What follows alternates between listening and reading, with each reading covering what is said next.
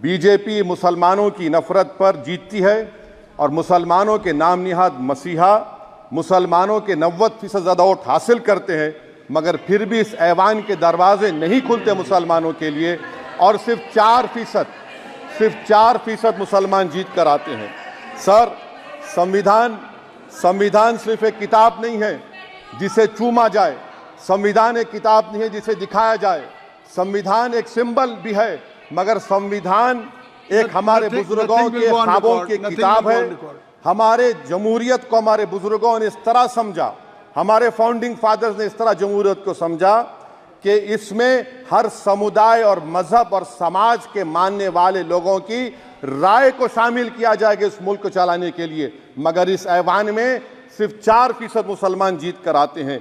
मैं संविधान से जो मोहब्बत के दावे करते हैं उनसे कहूंगा कि कभी उठाकर पढ़ो कॉन्स्टिट्यूएंट असेंबली डिबेट्स में कि नेहरू ने, HC मुखर्जी ने, सरदार हुकुम सिंह ने माइनॉरिटीज के बारे में क्या कहा था। सर, वतन अजीज का मुस्तकबिल कैसा होगा जब बीजेपी मुझे गायब करना चाहती है और दीगर हिज़्ब इख्तिलाफ की पार्टियां के लिए मेरा वजूद सिर्फ वोट डालना और अपनी खबर में जाकर सो जाना है। इसीलिए आप देखते हैं कि समाजी इंसाफ है सर कि 4% मुसलमान जीत कर आते हैं। सर, इस ऐवान में OBC समाज के MP अब अपर कास्ट के MP के बराबर हो चुके हैं। OBC समाज के MP अब अपर कास्ट MP के बराबर हो चुके हैं और 14% मुसलमान सिर्फ 4% जीत कर आते हैं। CSDS का डेटा ये बताता है कि इस मुल्क में जो वोट बैंक है, जो एक मुश्त वोट डालता है, वो अपर कास्ट का है। मुसलमान का कभी ना वोट बैंक था ना कभी रहेगा। सर, 4 जून के बाद 6 मुसलमानों की मॉब लिंचिंग हुई, 11 घरों को मध्य प्रदेश में मोदी के बुलडोजर ने निस्तो नाबूद कर दिया। हिमाचल प्रदेश में एक मुसलमान की एक दुकान को लूट लिया गया और हिज़्ब इख्तिलाफ की पार्टियों की तरफ से सन्नाटा है। शायद अब वक्त आ चुका है कि लफ्ज़ मुसलमान का नाम लेना भी अब उस पर पाबंदी आयद कर दी जाएगी। सर, मैं ये बात बताना चाह रहा हूँ कि नरेंद्र मोदी को जो मैंडेट मिला है। एक मिनट,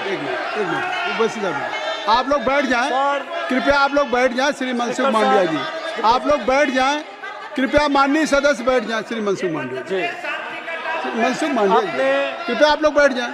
अपने प्रारंभिक कृपया आप लोग बैठ जाएं। आप लोग बैठ जाएं। माननीय सदस्य बैठ जाएं। माननीय सदस्य ने अपने प्रारंभिक भाषण में जो शब्द प्रयोग करा है उसको ऑथेंटिकेट करा जाए। और अभी उन्होंने उल्लेख करा कि मोदी के बुलडोजर ने वहाँ मॉब लिंचिंग करा है, उसको भी ऑथेंटिकेट करा जाए। निश्चित तौर से इसको ठीक है। उवैसी साहब, जब भी कोई बात नहीं सर, आप चेयर पर बैठे हैं जी, इसलिए आप मंत्री जी को पेट में दर्द हुआ, माशाल्लाह, शुक्रिया उनका। नहीं, तो सर मैं मंत्री की जवाबदही है अरे नहीं, मंत्री की बुरी बात क्या है? पेट में दर्द हो सकता है, वो दर्द ये सब ठीक। अच्छा, दर्द हुआ, चलिए दर्द हुआ, दिल का दर्द हुआ। तो सर, जो नरेंद्र मोदी को मैंडेट मिला है वो सिर्फ और सिर्फ मुसलमानों की नफरत पर हिंदुत्व की वजह से मिला है। आज भारत के आधे नौजवान बेरोजगार हैं और रोजगार की तालाश, बेरोजगारी का आलम यह है सर कि मोदी सरकार के 5 साल में 75 लाख एस्पिरेंट्स की जिंदगी बर्बाद हो गई, 6 पेपर लीक हुआ।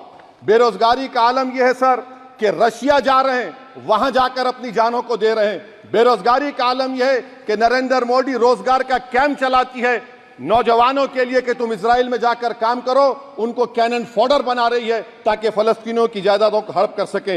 ये भी कंक्लूड कर। अरे सर, मेरा टाइम है। कहाँ टाइम है सर? आप ये टाइम ले लिए मेरा। सर, मैं 2 मिनट दीजिए। ये विश्वगुरु की पॉलिसी है। इजराइल को 27 टन हथियार जा रहा है। 9 मिलियन भारत के लोग गल्फ में काम करते हैं, क्या असर पड़ेगा? 47,000 इजरायली फलस्तीनी मार चुके हैं। क्या है हमारी पॉलिसी सर? क्यों हथियार दे रहे हैं सर? नस्लकशी हो रही है। सदर जमहूरिया के खुतबे में राष्ट्रपति के सर, मैं उसी पे बोल रहा हूं सर, उसमें लिखा हुआ है फॉरेन पॉलिसी के ऊपर, आप पैराग्राफ नंबर 25 देख लीजिए। सदर जमहूरिया में सैचुरेशन अप्रोच है। क्यों नहीं मोदी सरकार माइनॉरिटीज को फ्री स्कॉलरशिप को डिमांड करती है सर? उसको आपने बजट कम कर दिया। सर, बनारस का बुनकर 18 महीने से मंडी का शिकार है, सूरत और बेंगलुरु जा रहा है। सर, आखिरी बात कंक्लूड कर रहा हूं, आखिरी बात सर पनून केस में निखिल गुप्ता, मोदी ने कहा था कि हमने घर में घुसकर मारा, तो निखिल गुप्ता को किसने ऑर्डर दिया था पनून को मारने का? अगर नहीं दिया तो उसको बचाइए, और अगर दिया नहीं तो फिर उस पर पीएमएलए क्यों नहीं लगाते? और सर समाप्त करो, कमेटी बनाई आपने, उसका क्या हुआ? सर हम एससीओ को नहीं जा रहे। सर मैं आपको बता रहा हूं कि मैं अपनी इस तकरीर को टीपू सुल्तान की नजर, सुनिए सर, अब हो गया खत्म कर रहा हूं सर। मैं अपनी तकरीर को टीपू सुल्तान के नजर कर रहा हूं। ये टीपू सुल्तान की फोटो है, क्या आप इससे भी नफरत करेंगे? सर ये संविधान में टीपू सुल्तान की फोटो है, जिस पर वल्लभ भाई पटेल ने साइन किया, श्यामा प्रसाद मुखर्जी ने साइन किया। ये आपकी नफरत है। सर आखिर में मैं अपनी बात को खत्म कर रहा हूं इस शेर पर कि क्या दिन दिखा रही है सियासत की धूप छांव, जो कल सपूत थे वो कपूतों में आ गए, थे इस कदर अजीम के पैरों में ताज थे, इतने हुए जलील के जूतों में आ गए। बहुत AIMIM के राष्ट्रीय अध्यक्ष असदुद्दीन अवैसी की यह वीडियो इन दिनों काफ़ी तेज़ी के साथ वायरल हो रही है। जिस वीडियो के अंदर असदुद्दीन अवैसी मुसलमानों के हर एक मुद्दे पर बहस करते हुए नजर आ रहे हैं। आपको बताएं कि पिछले दिनों जिस तरह से संविधान को लेकर चर्चा हुई, गृह मंत्री अमित शाह ने संविधान को लेकर और संविधान के बनाने वाले बाबा साहब अम्बेडकर को लेकर जो चर्चा की थी, उसको लेकर काफ़ी जगह धरना प्रदर्शन हुए। वहीं पर असदुद्दीन अवैसी ने इस देश में होने वाले तमाम मुसलमान जवानों पर मॉब लिंचिंग के मामलात को लेकर भी आवाज़ उठाए। वहीं पर असदुद्दीन अवैसी का यह कहना है कि मुसलमानों को जिस तरह से संविधान के अंदर हक और हुकूक दिया गया है, उस तरह से मुसलमानों को नहीं दिया जाता है। मुसलमानों को इस्तेमाल ज़रूर किया जाता है, लेकिन मुसलमानों के साथ भेदभाव किया जाता है। वहीं पर भारतीय जनता पार्टी को लेकर, नरेंद्र मोदी को लेकर उन्होंने कहा कि उनका ये बयान है कि सबका साथ सबका विकास, लेकिन वो कहीं न कहीं मुसलमानों को नज़रअंदाज करते हैं। असदुद्दीन अवैसी यूँ तो मुसलमानों के लिए नेता के लिए जाने जाते हैं, क्योंकि हर एक मुद्दे पर सबसे ज़्यादा सबसे आगे बढ़ चढ़ कर अगर बोलते हैं तो असदुद्दीन अवैसी बोलते हैं। यूँ तो हर एक पार्टी के अंदर अलग अलग पार्टियों में अलग अलग सांसद मुसलमान भी है, लेकिन वहाँ पर जो है मुसलमानों की आवाज़ नहीं उठाई जाती है। सबसे ज़्यादा अगर आवाज़ उठाने में सक्षम और सबसे आगे बढ़कर जो आते हैं वो असदुद्दीन अवैसी है।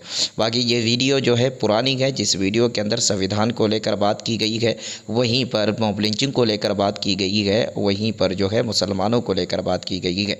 इसलिए मैंने सोचा कि आप लोगों तक भी ये वीडियो पहुंचाना बहुत ज़रूरी है, क्योंकि असदुद्दीन अवैसी हमेशा से उन लोगों की बात करते हैं जो लोग सताए हुए हैं, जो लोग मजलूम हैं, जो लोग कमज़ोर हैं।